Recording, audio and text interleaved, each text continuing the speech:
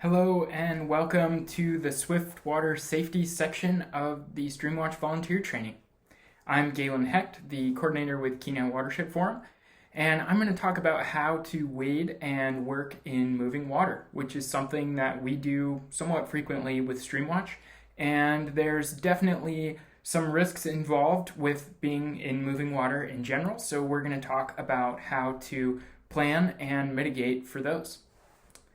I know you already saw some of this material in the last video, so I'm going to try to talk about those things in the context of Streamwatch. And I want you to bear in mind through this presentation that while I hope this will benefit you and help you be more safe while with Streamwatch and in your life on the river in general, these are also some really important lessons that you can pass on to visitors at the Streamwatch sites who may not be so familiar with Swiftwater safety. And you can help them have a really safe and enjoyable time while they're fishing or visiting the river as well. Okay, so 1 cubic yard of water weighs 1,685 pounds. That means a 3-foot cube of water weighs, over 1,500 pounds. It's a lot of weight. To put this in a different context, this means that when the Kenai River is flowing at 6,000 cubic feet per second, which is right about where it was flowing last July, nearly 375,000 pounds of water are flowing by a given location every second, which is more weight than the largest of blue whales. So if you imagine for a second that somewhere on the Kenai River there is a blue whale-shaped river channel, then that means that over 375,000 pounds of water, or just about that much, every second is flowing by that spot, which is a huge amount of water. And you can see this little diver relative to the blue whale. Anyway, take-home point is that moving water, especially big rivers, it's very powerful, and it's really important to be safe and to use a systematic approach when wading into rivers.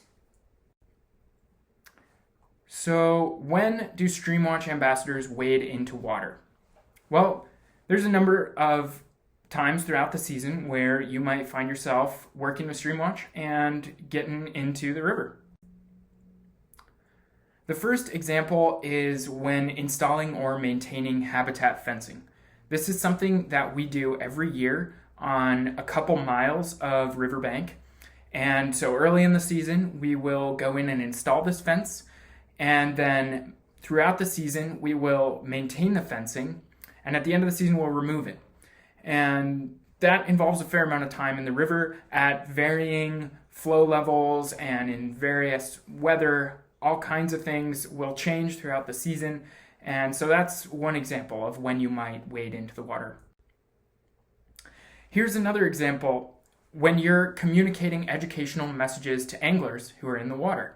This gentleman, he's fishing, but you can see that his gear is behind him on the riverbank back here. He's got a backpack and a fly rod tube, and he's pretty far from it. And we ask people to keep their gear on their person, not keep it on the bank. This is for wildlife safety, and it's also just to prevent people from storing things on the bank, which might be, habitat. And so we ask people to keep their gear on their person and keep their stringers within 12 feet. So you may need to get into the water to communicate with this gentleman about that. Here's another example. When you're managing fish waste or fish endangering litter and debris. So if there's a fish waste problem, which we've already discussed, that can cause unwanted bear-angler interactions, you might need to wade into the water to either remove that fish waste from the river or toss it into the fast-moving current, and that will involve certainly getting into the river. Other examples include during special events or interpretive or cleanup floats like this one, or maybe to help someone who's in distress, who's in the water and may not be able to wade on their own. So a few key considerations to take before wading. The first one is your equipment and readiness. You've heard a little bit about equipment in the video. We're going to touch on that once more. But other things to think about are your swimming ability, your stability on your feet, that sort of thing. Stream characteristics, that can be flow speed, depth, how cold is the water, that sort of thing. Obstacles such as rapids, log jams, or strainers, we'll talk more about that. Entry and exit points, you don't want to step off the stream bank into 10 feet of water and just be swimming right off the bat, so you want to plan your entry and exit. Recent weather, which I will talk more about in a few slides, and wildlife, which you can see here. There's a couple bears in this stream, and the stream looks fairly wadable, but you don't want to get yourself into a bad interaction with these bears. So you want to be aware of wildlife in the area and whether or not you might be leading yourself into an unwanted encounter. You want to have your bear spray on you and be prepared and aware at all times of the wildlife in the area and give them plenty of space to do their thing. Okay, so equipment. You've been hearing a lot about this, but I want to go through it once more because it's really important. So if you're wading into water that's deep at all, deeper than your ankles, definitely deeper than your knee, you're going to want waders. And there's a number of different types of waders. Chest waders are probably the most common, and if you're wearing chest waders, you really need to have a wading belt on those waders. You can see in this photo, this gentleman, he's got a wading belt on. It's not just a style statement. That belt will prevent water from entering the entire wader if you end up swimming, which is really important because that can weigh you down and make it very, very, very hard to swim. It will also offer rescuers a potential stable handhold to haul you out of the water if you're in need of assistance in a swimming situation. So wading belts are really important if you're wearing chest waders. If you're wearing hip waders, obviously you're not going to have a belt, but you want to make sure that those hip waders are secure. Polarized sunglasses can be really helpful in any light condition. It will reduce glare off the water, and that can be extremely beneficial for being able to see your footing and any obstacles that you may come upon. And the other thing are, good boots. You definitely want to have good boots, and very important, the video mentioned felt-soled boots. In Alaska, felt-soled boots are illegal. You're not allowed to wear them, so you need to have rubber-soled boots. You can have studs on the soles or other traction devices, but felt, even though it provides great grip, it's illegal. So if someone is wearing felt soles that you see, let them know, let them know so that they don't get a ticket for wearing illegal gear. And if you have felt-soled boots, you're out of luck. You got to get another pair because they are illegal because the felt will hold invasive species seeds, and this is a way of preventing invasive species from spreading in the state. So no felt soles. All right, readiness.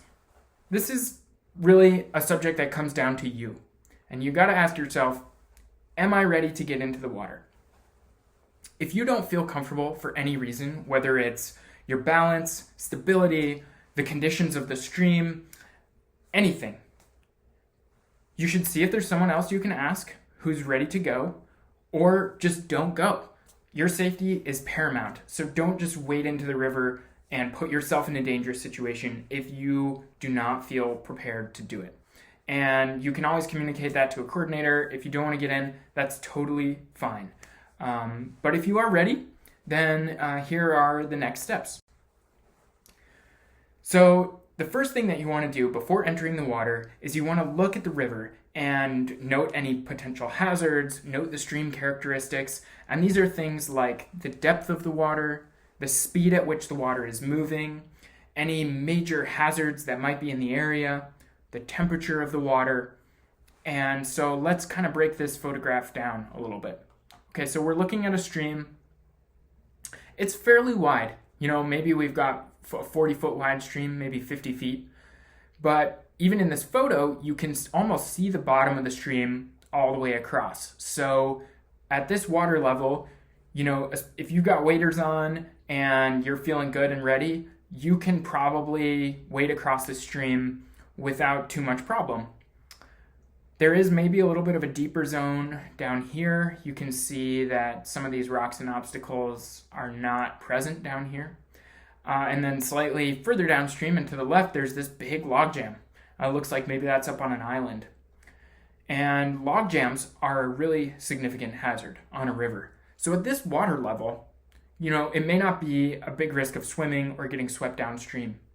But what if the afternoon has a forecast for rain and you need to wait across the stream to work for 4 or 5 hours and it's going to rain the whole time you're there and then you need to wade back? Well, if this water rises even a foot or 2 or 3, there's going to be a lot more force moving through this river channel.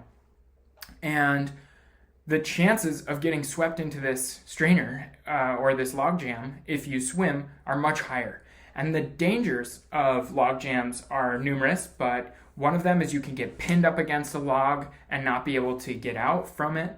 You could get pushed into a strainer, which is an area where water is moving through a feature like a spaghetti strainer, but you are not small enough to fit through the hole, so you get shoved in and jammed in there underwater, and it's a drowning hazard. You could also get your foot snagged on a part of this logjam that's extending out into the current, and that can be a real danger if your foot is snagged. So there's a lot of potential hazards when there are obstacles like this in the stream. So you have to take into account the hazards and then other factors such as weather. And on a river like the Kenai, this is really important to mention, it's not just rain or snowmelt or precipitation that will cause the river to rise. Because this is a glacial-fed river system on the Kenai main stem, on a really warm, hot, beautiful, sunny summer day, the water level might rise because the warmer it is, the more glacial melt is going to be coming off the glaciers that feed the river. And that can cause the water level to rise somewhat rapidly. And so, you just want to take into account the type of river system that you're in and the characteristics that are in the river that day. It's a dynamic environment that will change. So just keep that in mind. Here's another hazard. This is on the Kenai. This is a rapid. It's not a huge rapid, but there's definitely some white water here. And when you see rapids, you can count on that water moving fast, rapidly. And so you want to proceed cautiously. Over on the shoreline, the water will be moving slower. There's more friction as the water moves along the shoreline, and often things like eddies will form where water will actually be flowing upstream. But if you get out into the main current around a rapid, it's definitely hazardous, and your chances of getting pinned or getting your foot snagged on something on the river bottom may increase, and the consequences of such an event will definitely increase if the water is moving faster and the current is more powerful. So you want to proceed cautiously around rapids. Now I want to talk about multiple hazards. So you look at this photo and I think, no way, I don't want to wade in here. Why do I think that? Well, first of all, the water looks pretty deep and it's moving really fast. These are definitely some rapids here. The other thing is that I can see a number of obstacles. There's a rock here, there's another rock here, and maybe most concerning of all, there's a log right here. And it looks like maybe it's perched on a rock, or maybe it's another log that's jammed in down by the stream bed somewhere. But it also looks like water's flowing under it and over it and through it, which provide a variety of different hazards, like we've already talked about, getting pinned, getting stuck in a strainer, or getting snagged. And so I really don't like this scene. I'm also noticing that there's maybe a hydraulic over here. As this water pours over this shelf, it's creating a wave pattern that's kind of circulating. And if those are large enough, they will just recirculate you, so you can get stuck. Whitewater paddlers often call it a hole. And so this is a pretty significant hazard. And, well, it's multiple hazards. So the point with this slide is that if there's one hazard, like maybe the water's a little deep, maybe that's like up on your thighs, but it's moving very slowly. Downstream, there's no strainers or rapids, and it's a day with good weather, the footing is going to be good, you've just got this one hazard, which is that the water's a little deep, maybe you're good to go. But if the water's a little deep and it's really fast, there's two hazards and red flags start to go up. So you have to use your best judgment as to when is a good time to wade and when is not. So multiple hazards are definitely multiple red flags, and proceed extremely cautiously if at all. So when is a good time to wade? Well, let's look at this photo. So we've got a bunch of anglers here, and that's a good sign. There's already people waiting. They look like they're having a good time. The bank here is very gently sloping down into the water. This looks like pretty easy entry and exit along this right-hand side bank. The substrate is pebbles and gravel, some larger rocks, but it looks pretty good, pretty manageable, and you can see the riverbed out to this line here where it seems to kind of drop off. So wading along this kind of gravel bar, shoreline gravel bar, looks pretty darn good. And I would feel pretty comfortable, walking along the shoreline and talking to anglers, seeing how everything is going. But then out here, kind of where their fishing lines are directed, you stop being able to see the bottom. And the water looks like it's definitely moving a little faster.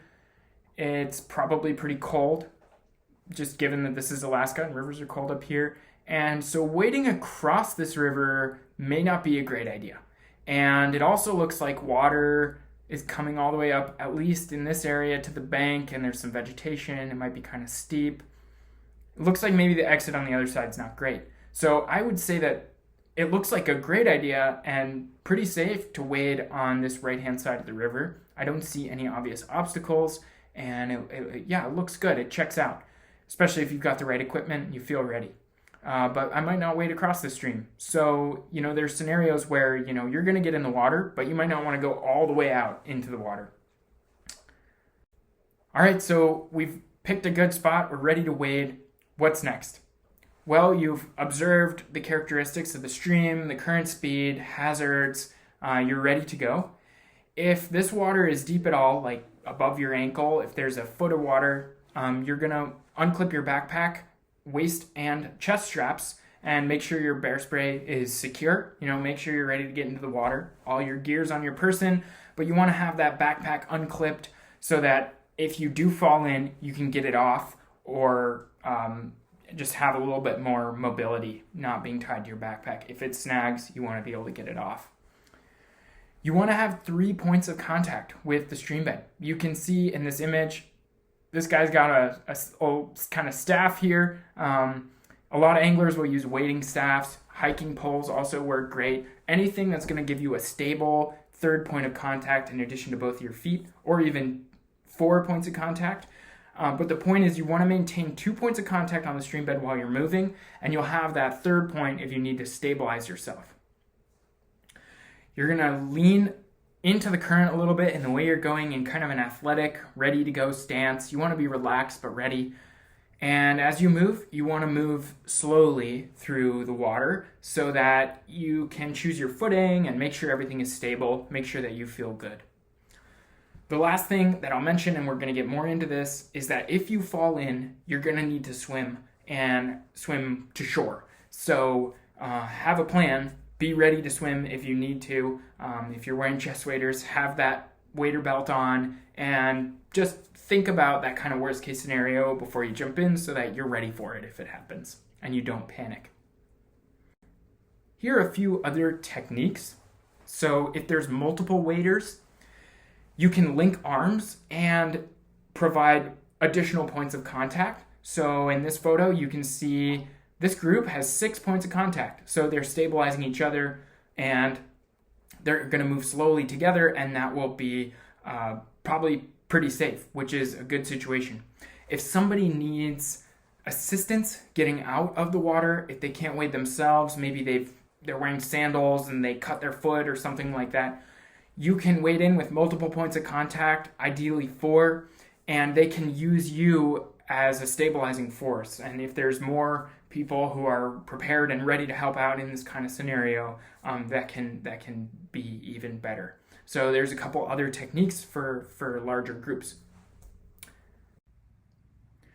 Swimming in Swiftwater is a pretty hefty topic. There's a lot of details that can be covered, and if you're going to spend a lot of time around Swiftwater, it's definitely recommended to take a Swiftwater rescue course specifically to gain more knowledge and experience with this type of thing.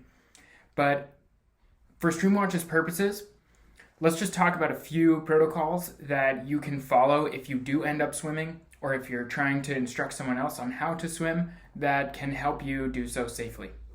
So there's two positions that you will use when swimming in swift water. The first one is called the defensive position, and it's when you're on your back with your feet out of the water and you're using your arms in a broad, sort of spread out way to both stabilize you and direct you as you swim through the water. So if you want to move right, you can lean into the right and try to paddle with your right arm. If you want to move left, same on the left. And this is a good technique while you're moving through the current and trying to identify your exit point or a point of safety. And then the aggressive swimming technique is what you will use when you are trying to get to that point of safety or get to the shore. And so you'll roll over from the defensive position to the aggressive position and then basically freestyle with your feet up into a point of safety, like an eddy where water is flowing more slowly, or towards the shoreline where you might be able to stand up and walk out or get a hand to get hauled out of the water. So here's a diagram that provides an example of how you might swim in a swiftwater scenario. So you can see that there's a swimmer in the water here. Immediately after beginning to swim, you're going to get in the defensive position and try to figure out where you're going to go. You're going to start to kind of ferry in this defensive position until you find yourself nearing a point of safety, and then you may be able to just ferry right into it if the current isn't very powerful. But if the current is more powerful and you cannot just back ferry your way to the shore, you may need to roll over and switch to aggressive swimming and really swim hard to get into a point of shelter from the current, like behind this rock, and eventually to shore. And so those are the two techniques that you might utilize. In this last section, I'm just going to talk about using a throw bag in the event that you are assisting a swimmer to exit the water and you have a throw bag available. For example, if you're on one of those interpretive floats or a river cleanup by raft, there will likely be a throw bag available. Or if you're with a large organized Dreamwatch event where wading is going on, there may be a throw bag available. So I'm just going to talk about how to use this tool.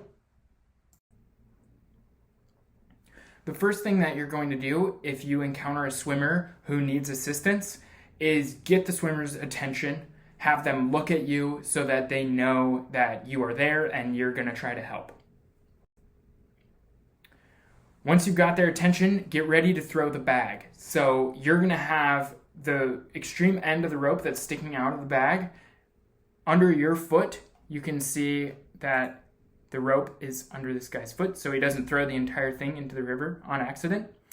And you are going to take the bag and throw the whole bag with the cinch open so that it will feed rope out of it into the water towards the swimmer. And when you're doing this, you want to be very clear to the swimmer to grab the rope, not the bag. Because if the swimmer grabs the bag, you'll be pulling rope out of that bag for 50 meters or however long that rope is. But if they grab the rope, then the tension will happen much more quickly and you'll be able to help them to shore. So very important, grab the rope, not the bag. When the swimmer has the rope, instruct them to get on their back and hold the rope over their shoulder. This is the safest way to guide that swimmer to shore. When you have the swimmer in that position with the rope over their shoulder, as you can see here, you're going to start to pull them into shore and try to guide them. If they're in a moving river, they're going to pendulum over towards the shore as the rope starts to increase in tension. And when they get to shore, then you can help them out of the water, grab their wading belt or whatever else, give them a hand to exit. Usually, if there's a way for them to gain footing before they're out of the water, hopefully they'll be able to walk out before you need to haul them out, but you may need to help haul them out. Okay, so in conclusion, safety is paramount. Your safety is paramount and the safety of visitors, and we want to see everyone proceeding proactively so that we don't need to get into these sticky situations where we're swimming and there are hazards in the water. So plan ahead before going into moving water, especially if there are multiple hazards. You want to proceed extremely cautiously. When you do wade, try to maintain 3 points of contact. Make sure you've got the right equipment. Just follow those protocols, and that will ensure a much safer time in moving water.